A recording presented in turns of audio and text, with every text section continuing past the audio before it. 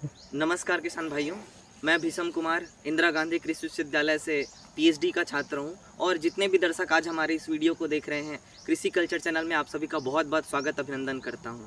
किसान भाइयों, ये जो आप देख रहे हैं मेरे पीछे धान में एक बहुत बड़ी समस्या बनी हुई है। जली हुई धान में इस प्रकार से दिखाई देना, वहाँ पर भी आप देख सकते हैं धान में किस प्रकार से जला हुआ दिखाई दे रहा है। आप दोस्तों, धान में जब भी हम सबसे नुकसानदायक कीट की बात करते हैं तो धान में भूरा माहू अर्थात जिसे हम ब्राउन प्लांट हॉपर भी कहते हैं तथा दूसरा तना छेदक का जिक्र जरूर किया जाता है। आज जहां हम खड़े हैं छत्तीसगढ़ के दुर्ग जिले के एक ग्राम में खड़े हैं जहां किसान 2 से 3 बार दवाई का छिड़काव कर चुके हैं, लेकिन तब भी उनको उनके सफलदायक रिजल्ट नहीं मिल पाया है।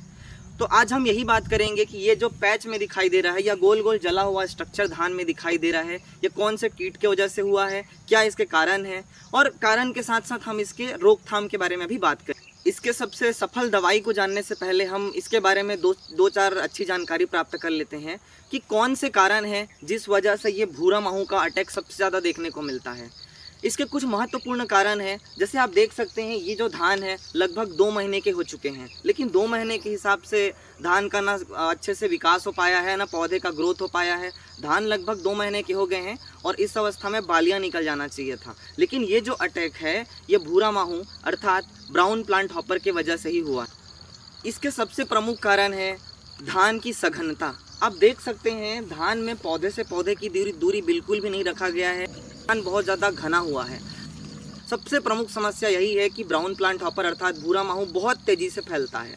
दूसरा सबसे बड़ा समस्या है अत्यधिक मात्रा में यूरिया अर्थात नत्रजन देना। किसान भाइयों याद रखिएगा, पौधे में हम जितने अधिक मात्रा में यूरिया डालेंगे, नत्रजन डालेंगे, उतना अधिक मात्रा में पौधा में हरापन आएगा, पौधा उतना मीठा होगा। पौधा जितना मीठा होता है उतने तेज़ी से उसमें ये भूरा माहू अर्थात ये ब्राउन प्लांट हॉपर का अटैक देखने को मिलेगा। खेत के बाहर से खड़े होकर इस कीट की उपस्थिति को बिल्कुल भी नहीं बताया जा सकता, इसलिए आपको अगर इसको देखना है तो खेत के नीचे उतरना पड़ेगा। किसान भाइयों से निवेदन है कि वो खेत के निचले हिस्सों को बार बार चेक करें कि क्या वहाँ पर ये भूरा माहू दिखाई दे रहा है या नहीं। ये जो कीट है जिसे हम कहते हैं भूरा माहू, ये अपना जीवन चक्र पौधे के निचले हिस्से पर, ऐसे निचले हिस्से जो पानी के संपर्क में हैं, ये यहीं कहीं पर ऐसे जगह में रहकर अपने जीवन को पूर्ण करते हैं। वैसे तो धान में 3 प्रकार के माहू का अटैक होता है, लेकिन हम जिस जगह पर खड़े हैं वहाँ पर 2 प्रकार के माहू हमको देखने को मिल रहा है। एक तो होता है भूरा माहू और एक होता है हरा माहू। दोनों ही जो माहू होते हैं या दोनों ही बीपीएच होते हैं वो दोनों नुकसानदायक होते हैं। ये दोनों ही जो हॉपर हैं या दोनों ही जिसे मैं कह सकता हूँ बीपीएच, दोनों प्रकार के जो माहू है वो धान के निचले हिस्से में रहकर धान को पूरा पैरा जैसा स्ट्रक्चर बना देते हैं, अर्थात धान ऐसा दिखाई देता है जैसे पूरा सूख चुका है। इसे ही हॉपर बर्न कहा जाता है। मैं आप सभी को फोटो दिखा देता हूँ, इसी को ही कहा जाता है हॉपर बर्न। साथियों, अगर हम इसके उपचार की बात करते हैं तो कुछ विशेष बातों का हमें ध्यान रखा जा सकता है जो हमारे लागत को कम कर सकता है। ये जो उपचार है वो हमको शुरुआत के दौर पर ही करना है। जैसे सबसे पहले हमको ध्यान रखना है वो है धान में बीज दर की मात्रा। बहुत अत्यधिक सघन धान या बहुत घने धान हमको नहीं लगाना है। दूसरा, याद रखना है हमको कि यूरिया की मात्रा हमसे कम प्रयोग करना है। मैं नहीं कह रहा हूँ कि बिल्कुल नहीं करना है, मतलब जितनी आवश्यकता है उतने ही मात्रा में हमको यूरिया का प्रयोग करना है। साथियों, सबसे महत्वपूर्ण बात ये है, ये जो माहू है या जिसे हम कहते हैं भूरा माहू, ये कभी भी एक खेत से दूसरे खेत उड़कर नहीं जाता है।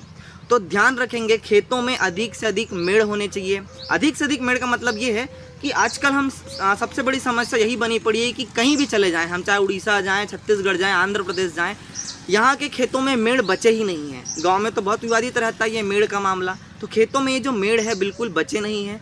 तो याद रखेंगे खेत में अगर मेड़ है तो कभी भी ये एक खेत से दूसरे खेत ट्रांसफ़र नहीं होता है। तो खेतों में मेड़ रखें। अगर मेड़ है तो मेड़ों को खरपतवार से मुक्त रखना है। खरपतवार हमेशा याद रखेंगे जब धान नहीं होता तो धान एक अपना अल्टरनेट ऑप्शन के लिए उपयोग करता है। अल्टरनेट ऑप्शन अर्थात जैसे हम चावल खाते हैं, अगर हमें चावल नहीं मिला तो हम रोटी को भी खा सकते हैं, तो चावल के जगह हम रोटी का उपयोग किए।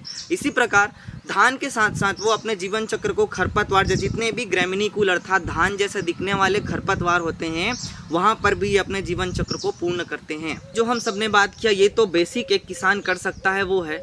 अगर इसके बाद भी हमें प्रॉपर नियंत्रण नहीं दिखाई देता है तो इसके लिए हम क्या केमिकल का उपयोग कर सकते हैं। जैसे कि मैंने आपको बताया कि मैं एक पीएचडी का छात्र हूं, तो पीएचडी का छात्र का काम होता है रिसर्च करना, लैब में काम करना। मेरा ये व्यक्तिगत जो मैंने ऑब्ज़र्व किया, जो नोटिस किया, मैंने 3 प्रकार के केमिकल पर बहुत अच्छे परिणाम पाए हैं। तो किसान भाइयों, एक बार आप उपयोग करके ज़रूर देखिएगा। मैं आपका नाम, अभी इस केमिकल का नाम सजेस्ट कर रहा हूँ आपको। ये जो केमिकल है वो सबसे पहला केमिकल है, याद रखना, पाइमेट्राजीन। मैं आपको इसका फ़ोटो और डिस्क्रिप्शन में आपको इसका लिंक ज़रूर भेज दूँगा। ये सबसे पहला जो केमिकल है वो है पाइमेट्राजीन। दूसरा याद रखेंगे ये है डाइनोटेफ्ल्यूरॉन, ये दूसरा केमिकल है। और तीसरा जो केमिकल है याद रखेंगे ये है ट्राइफ्लूमेज़ोपाइरिन। ये 3 केमिकल के नाम आपको मैं अभी यहाँ पे फ़ोटो में मेंशन कर दूँगा। याद रखेंगे किसान साथियों, जब भी आप इन दवाई का या इन केमिकल का छिड़काव करेंगे, खेतों में पानी अत्यधिक नहीं भर के रखना है, बहुत कम पानी में इनका छिड़काव करना है, तो आप सभी को बहुत बेहतर परिणाम मिलेगा। तो साथियों, आप इस चैनल पर जुड़े रहिए और खेती बाड़ी या कीट बीमारियों से संबंधित अगर आपको जानकारी प्राप्त करना है तो हमारे चैनल को लाइक करिए, सब्सक्राइब करिए, कमेंट कीजिए और साथ साथ बेल आइकन जो है उसको प्रेस करना ना भूलें, ताकि आपको जानकारी प्रॉपर समय पर मिल सके।